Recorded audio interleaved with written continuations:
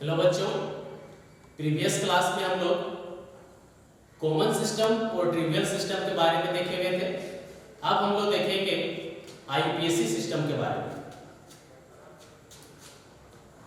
जो कि दूसरा तरीका है कार्बनिक यौगिकों के नामकरण का। आईयूपीएसी सिस्टम, जिसको लड़का लोग आमतौर पर आईयूपीएसी सिस्टम कहता है, लेकिन शुद्ध रूप से पढ़ना है एकदम एक लेटर को, आईयूपीएसी सिस्टम। इसका फुल फॉर्म क्या बताए गए थे? International union of pure and applied chemistry. International union of pure and applied chemistry IUPAC का फुल फॉर्म होता है, यानी international union of pure and applied chemistry system, है ना। यह हो गया टोटल इसका नाम आईयूपीएसी सिस्टम का। मैंने बताया था प्रीवियस वीडियो में कि इस सिस्टम का जो फर्स्ट बार प्रपोज किया गया वह था 1947। 1947 में जो है सो आईयूपीएसी सिस्टम का गठन हुआ और कुछ रूल बना, और उसी रूल्स के आधार पर ऑर्गेनिक कंपाउंड्स का फिर नामकरण किया जाने लगा। लेकिन कुछ प्रॉब्लम जो है सो फिर भी रह गया था, तो उन प्रॉब्लम को फिर से देखकर हटाया गया, और प्रॉब्लम्स को हटाने के बाद फिर से आईयूपीएसी रूल्स में कुछ बदलाव किया गया, और बदलाव करने के बाद 1993 में फिर से जो है सो रिवाइज करके और आईयूपीएसी रूल्स दिया गया, है ना। कि मैंने क्या कहा, 1947 में आईयूपीएसी सिस्टम का प्रयोग शुरू हुआ, लेकिन उसमें कुछ गड़बड़ी रह गया था, प्रॉब्लम रह गया था। ऑर्गेनिक कंपाउंड्स के नामकरण के दौरान कुछ दिक्कत का सामना करना पड़ रहा था, तो उन दिक्कतों को हटाया गया और फिर से आईयूपीएसी रूल्स को, नियम को रिवाइज करके और 1993 में फिर से दिया गया, ताकि किसी भी कंपाउंड्स के नामकरण में कोई प्रॉब्लम न आए। अब हम लोग देखते हैं कि आईयूपीएसी सिस्टम में कंपाउंड्स का नामकरण कैसे किया जाता है। या तो हिस्ट्री हो गया कि कब और कैसे, मतलब कब दिया गया था और क्यों दिया गया था। तो प्रीवियस वीडियो में भी देखे थे कि क्यों दिया गया था, कुछ प्रॉब्लम के कारण। उसके बाद आईयूपीएसी सिस्टम का नामकरण, तो नामकरण जो है सो 4 भागों में बटा है। आईयूपीएसी सिस्टम 4 भागों से मिलकर बना है, और चारों भागों को अगर सम कर दे तो किसी भी कंपाउंड का नामकरण कर सकते हैं। तो सबसे पहले हम लोग को क्या करना पड़ेगा कि आईयूपीएसी सिस्टम के चारों भागों को एक एक करके अध्ययन करना पड़ेगा, और अच्छे से अध्ययन करना पड़ेगा, ताकि जब हम लोग नामकरण स्टार्ट करें उस समय कोई प्रॉब्लम हम लोग को ना हो। तो देखते हैं कि इट कंसिस्ट ऑफ, यह बटा हुआ होता है 4 पार्ट्स।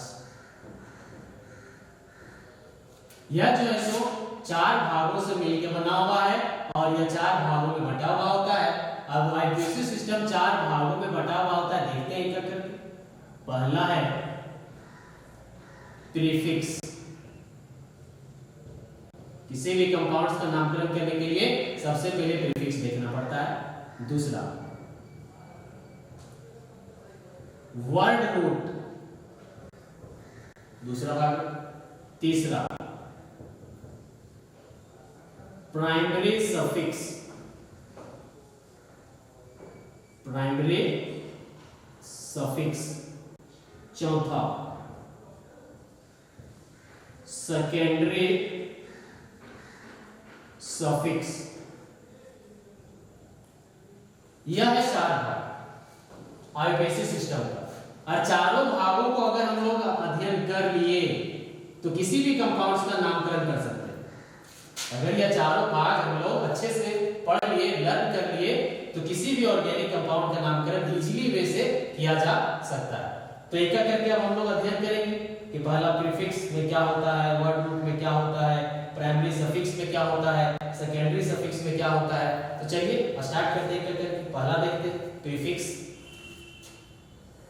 प्रीफिक्स जो है सो क्या कहता है आईयूपीएसी सिस्टम में।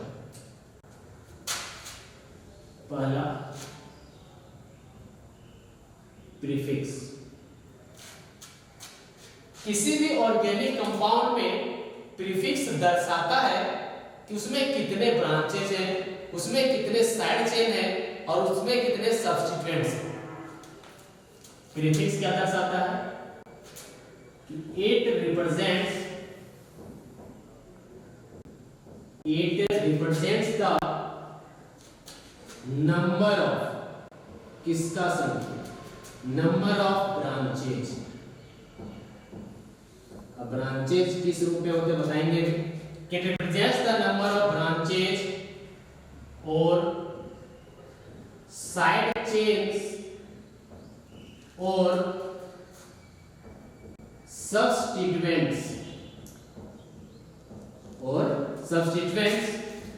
present जो उपस्थित होता है in the molecule of या तो in the parent carbon chain of organic compounds। क्या है इसका कहने का मतलब समझते हैं, एक एग्जांपल से समझते हैं तो अच्छे से समझ में आएगा कि क्या यह दर्शा रहा है। सपोज मेरे पास एक ऑर्गेनिक कंपाउंड बनाते हैं, एक ऑर्गेनिक कंपाउंड कि CH3 CH3 CH CH2 CH NO2 CH2 CH3 यह है मेरा ऑर्गेनिक कंपाउंड। यह मेरा ऑर्गेनिक कंपाउंड, इसमें कौन होगा ब्रांच, कौन होगा साइड चेन, कौन होगा सब्स्टिट्यूएंट समझते हैं। क्योंकि प्रीफिक्स क्या दर्शा रहा है, प्रीफिक्स दर्शाता है नंबर ऑफ ब्रांचेज को, साइड चेन को या तो सब्स्टिट्यूएंट, तीनों एक ही शब्द है ना। ब्रांचेज बोलो या तो साइड चेन बोलो या तो सब्स्टिट्यूएंट। कहां पर दर्शाता है, present in the parent carbon chain. और यह कार्बन चेन उपस्थित कहां है, यह कार्बन चेन उपस्थित है कहां, ऑर्गेनिक कंपाउंड। कि जो भी ऑर्गेनिक कंपाउंड है उसमें जो कार्बन का चेन है, उस कार्बन के चेन में कितने ब्रांचेज हैं, कितने सब्स्टिट्यूएंट हैं, कितने साइड चेन है, उसी को जो है प्रीफिक्स कहते हैं। तब इसमें तो कार्बन का चेन साफ साफ दिख रहा है, कार्बन का चेन दिख रहा है। तो इसमें सबसे पहले क्या करना है कि एक जो है सो लॉन्गेस्ट कार्बन चेन चूज करना है, चुनना है कि ऑर्गेनिक कंपाउंड में सबसे लंबा कार्बन का चेन कौन सा है, सबसे लंबा कार्बन का चेन कौन सा है। सबसे लंबा कार्बन का चेन कहने का मतलब स्ट्रेट चेन जिसमें कार्बन एटम की संख्या सबसे ज्यादा। और मैंने कहा स्ट्रेट चेन, लेकिन कोई जरूरी नहीं है कि जो लॉन्गेस्ट कार्बन का चेन होगा वह स्ट्रेट हो, वह किसी भी शेप का हो सकता है। जैसे इसमें एक लंबा कार्बन का चेन चुनते हैं, एक दूसरा कार्बन, तीसरा, चौथा, पांचवा और एक छठा। नंबरिंग करते ताकि समझ में आए। यह फर्स्ट हो गया कार्बन, उसी तरह से यह हो गया आपका सेकेंड कार्बन, यह हो गया आपका थर्ड कार्बन, यह हो गया 4, यह हो गया 5, यह हो गया 6। अब ये कार्बन तो है और मैंने क्या बोला, सीधा ही चलते रहना है, एक ही चेन में होना चाहिए, चेन से भटकना नहीं है ना, चेन से भटकना नहीं है। इसी तरह से यहां से 1 माने तो यहां से भी तो 1 मान सकते हैं, अभी तो कार्बन एटम है तो यहां से 1 मान सकते हैं। तो 1 2 3 4 5 6। इस कार्बन एटम से काउंट किए तो 6 कार्बन एटम होता है, इस कार्बन एटम से काउंट किए फिर भी 6 कार्बन एटम होता है। तो क्या करना है, साइड चेन और सब्स्टिट्यूएंट को जानने के लिए कि जो लॉन्गेस्ट कार्बन का चेन होगा उसको चुनना है। इसमें 2 मेरा चेन प्राप्त हो रहा है, यहां से काउंट करें फिर भी 6 हो रहा है, यहां से काउंट करें फिर भी 6 हो रहा है। तो जब इस तरह की स्थिति आए तो इसमें क्या करेंगे कि दोनों में से किसी को भी ले सकते हैं। अभी तक हम लोगों ने जितना पढ़ा है उसके अनुसार कि जब इस तरह का स्थिति आए कि मेरा दोनों साइड चेन यहां से काउंट करो या तो यहां से काउंट करो, अगर बराबर हो जाए, यहां से भी 6 आ रहा है, यहां से भी 6 आ रहा है, तो दोनों में से किसी भी चेन को तुम जो है सो लॉन्गेस्ट कार्बन चेन मान सकते हो। लेकिन अगर बराबर नहीं होता, एक छोटा कार्बन चेन हो जाता है एक बड़ा। सपोज एग्जांपल ले लेते हैं कि यहां पर जो है सो CH3 के हटाकर और यहाँ पर जो है सो कर दे रहे हैं CH2 और इसके नीचे फिर है CH3, कुछ इस तरह से। अब इसमें देखना फर्क हो जाएगा, पहले जैसा नहीं होगा। कैसे नहीं होगा? तो अब अगर यहाँ से काउंट करें तो क्या हो जाएगा 1, यह हो जाएगा 2, और यह कार्बन 3, यह हो जाएगा 4, यह हो जाएगा 5, यह हो जाएगा 6 और यह हो जाएगा 7। अब तो दोनों कार्बन में अंतर है। यहाँ से काउंट किए तो 7 गो कार्बन है, यहाँ से काउंट किए तो 6 गो कार्बन है। तो मैंने क्या कहा, साइड चेन को जानने के लिए लॉन्गेस्ट कार्बन चेन को लेंगे, मतलब वैसा कार्बन का चेन जिसमें कार्बन की संख्या ज्यादा, कार्बन की संख्या ज्यादा। तो इस केस में हम लोग 7 कार्बन वाला चेन को लॉन्गेस्ट कार्बन चेन लेंगे और इसको जो है मिटा देते हैं, क्योंकि लॉन्गेस्ट कार्बन चेन तो हमको पता चल गया। तो पता चल गया तो इसको हम लोग क्या करेंगे, घेर भी सकते हैं इस तरह से दिखाने के लिए, समझने के लिए इसको घेर देंगे ताकि पता चले कि कहां से कहां तक वाला कार्बन के चेन को लॉन्गेस्ट कार्बन चेन हम लोग माने। इसको हम लोगों ने लॉन्गेस्ट कार्बन चेन माना है क्योंकि इसमें ज्यादा कार्बन है। अब इसमें क्या क्या बच गया, लॉन्गेस्ट चेन में कौन कौन सा नहीं आया, कौन कौन सा नहीं आया? एक तो CH3 ग्रुप नहीं आया, और क्या नहीं आया, एक NO2 ग्रुप नहीं आया। तो लॉन्गेस्ट कार्बन चेन के अलावा उस चेन में जो भी ग्रुप छूट जाएगा उसी को हम लोग सब्स्टिट्यूएंट कहते हैं, या तो उसी को ब्रांच कहते हैं। उसी को सब्स्टिट्यूएंट कहते हैं या तो उसी को क्या कहते हैं, ब्रांच कहते हैं। कि लॉन्गेस्ट कार्बन चेन में ही ग्रुप वह जुड़ा है लेकिन वह लॉन्गेस्ट कार्बन चेन में इंक्लूड नहीं है, तो वह सारे ग्रुप क्या कहलाएंगे, ब्रांच कहलाएंगे। तो हम लोग प्रीफिक्स में किसका पोजीशन को जानते हैं, प्रीफिक्स क्या बताता है, प्रीफिक्स दर्शाता है कि किसी भी कार्बन के चेन में कितने ब्रांचेज हैं, कितने साइड चेन हैं और कितने सब्स्टिट्यूएंट्स हैं। मानिए कि इस ऑर्गेनिक कंपाउंड में 2 साइड चेन है और 2 सब्स्टिट्यूएंट है, 2 साइड चेन है ना। तो इसमें जो है यह दर्शाता है। तो इसका नामकरण भी देखेंगे हम लोग कि कुछ साइड चेन का एग्जांपल लेते हैं और उसका नामकरण, नाम क्या होता है उसको याद रखना है कि कुछ साइड चेन अभी हम लिखेंगे एक टेबल में बनाकर, यह हो गया ब्रांचेज और यह हो गया नाम। तो उस नाम को याद रखना है क्योंकि जब हम लोग ऑर्गेनिक कंपाउंड्स का नामकरण स्टार्ट करेंगे तो साइड चेन जब भी आएगा उसका नाम को तुरंत ही माइंड में आ जाना चाहिए कि CH3 है मतलब मिथाइल ग्रुप है, NO2 है मतलब नाइट्रो ग्रुप है। तो इस नाम को याद रखना है ना। तो लिखते हैं हम लोग कुछ सब्स्टिट्यूएंट और ब्रांचेज का नाम, 2 कॉलम बनाते हैं, सब्स्टिट्यूएंट या तो ब्रांच भी लिख सकते हैं,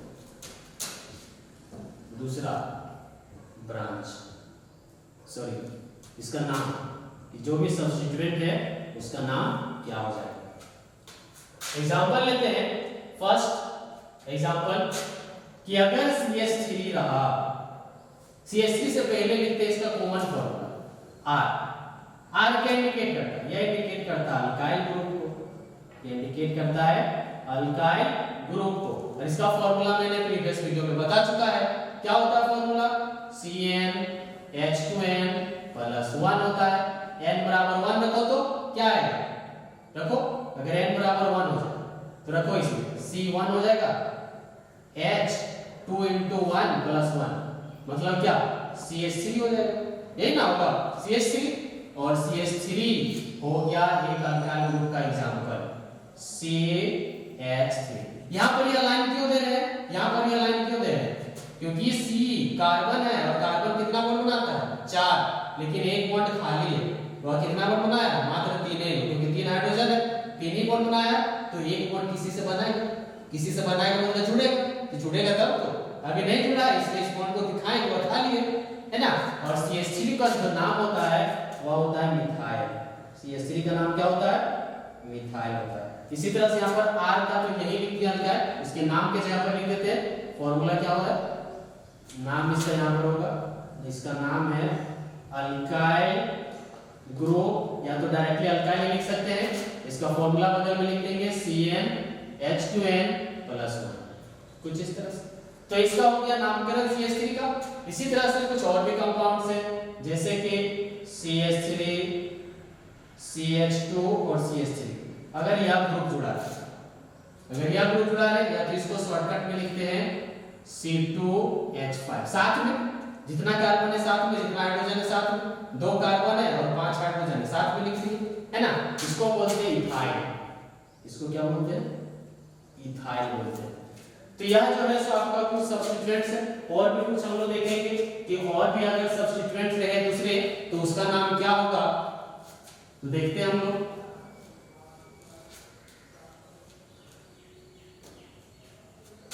अगला है कि अगर इसमें इस तरह का ग्रुप है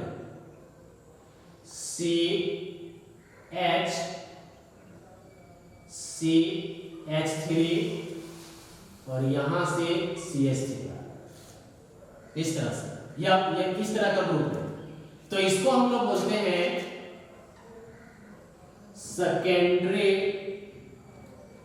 प्रोपाइल। इस ग्रुप को क्या बोलते हैं? Secondary propyl. जबकि अगर इस तरह का ग्रुप है CH2 CH3, तो इनको सिंपली प्रोपाइल ही कहते हैं। सिंपली इसको क्या कहते हैं? प्रोपाइल कहते हैं। उसी तरह से अगर इस तरह से ग्रुप रह जाए CH3 CH2 CH2 और CH2, कितना कार्बन है? 4। यहां से जुड़े, या तो इसको हम लोग चेंज भी कर सकते हैं, CH3 यहां लिख सकते हैं और CH2 यहां पर लिख सकते हैं। आप पे डिपेंड करता है, CH2 तुम यहां पे दो, यहां पर CH2 दो, दोनों सेम ही है ना। एक लेफ्ट साइड में लिखा है, एक राइट में लिखा है, तुम पे डिपेंड करता है। इसको बोलते हैं ब्यूटाइल। यह कौन सा ग्रुप है? ब्यूटाइल। तो सभी अल्काइल ग्रुप का एग्जांपल चल रहा है, n बराबर 1 2 3 पुट करते जाओगे। उसी तरह से अगर इस तरह से कंपाउंड CH2 CH3 और यहां पर जुड़ेगा आपका CH2 और CH3, कुछ इस तरह से कंपाउंड, इस तरह से कंपाउंड रहे तो इसको बोलते हैं सेकेंडरी ब्यूटाइल। Secondary butyl. यह सारा प्रीफिक्स है, ब्रांचेज है, जिसका नाम याद रखना है आप लोगों को। उसी तरह से एक होता है CH3 कार्बन CH3 CH3, इस तरह से। इसको बोलते हैं टर्सरी ब्यूटाइल। टर्सरी ब्यूटाइल इस कंपाउंड का नाम। इसी तरह से है NO2 अगर रहा तो इसको बोलते हैं नाइट्रो, सब्स्टिट्यूएंट का नाम है। अगर NO रहा तो इसको बोलते हैं नाइट्रोसो, नाम है इसका, याद रखना है। उसी तरह से अगर X रहे, X मतलब क्या? X जनरल है, इसके जगह पर क्या क्या रह सकता है? X के जगह पर रह सकता है fluorine, chlorine, bromine, iodine. X को क्या बोलते हैं जनरल में? हेलो। क्या बोलते हैं? हेलो। इसी तरह से अगर यहाँ पर फ्लोरीन रहता तो हेलो के जैसा हो जाता फ्लोरो। हेलो के जैसा क्या हो जाता? फ्लोरो। अगर Cl है तो Cl के लिए हो जाएगा ब्रोमो, सॉरी Cl के लिए हो जाएगा क्लोरो।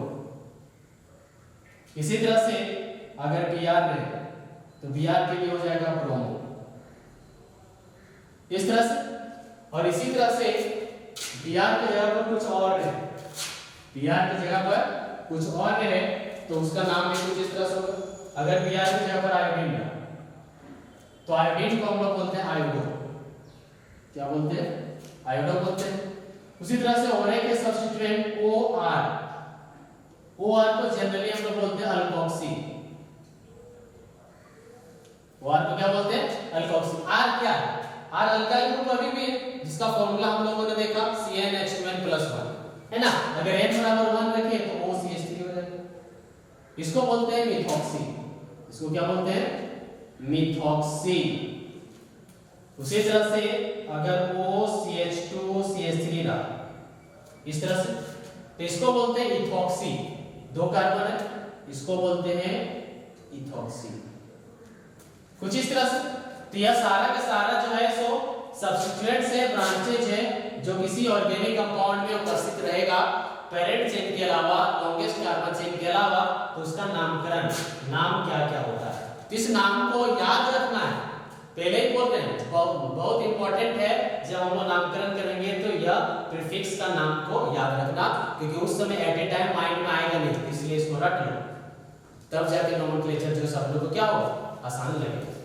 फिर अगले वीडियो में हम लोग देखेंगे प्रीफिक्स के अलावा दूसरा भाग जो आईपीएससी सिस्टम का है।